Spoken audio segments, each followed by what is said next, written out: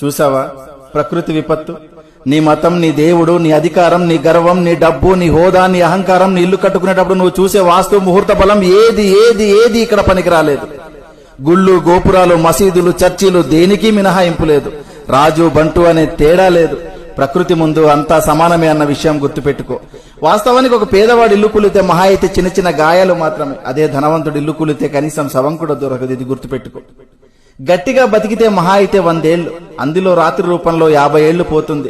మిగిలిన 50 ఏళ్లలో ఏమీ తెలియని పసితనం అంటే బాల్యంలో 10 ఏళ్లు గడిచిపోతుంది. మిగిలిన 40 ఏళ్లలో చిట్ట చివరి వృద్ధాప్యంలో దినదిన గండంగా 5 ఏళ్లు గడిచిపోతుంది. ఇంకా నీ కోసం మిగిలింది కేవలం 35 ఏళ్లు మాత్రమే. ఈ 35 ఏళ్లలోనే నీ చదువు, నీ సంపాదన, నీ కుటుంబ బాధ్యత, బంధాలు, బంధుత్వాలు అన్నీ చూసుకోవాలి. కాబట్టి జీవితం చాలా చిన్నది. ఇది తెలియక కులాలు, మతాలు, పార్టీలు అనే పగలు ప్రతీకారాలతో రగిలిపోతున్నారు. ఇది వద్దు. సాధ్యమైనంత వరకు నీ శక్తి మేరకు నీ సమాజానికి నీకు గుర్తుగా ఏదో ఒక మంచి పని చేసే వెళ్ళిపోదాం.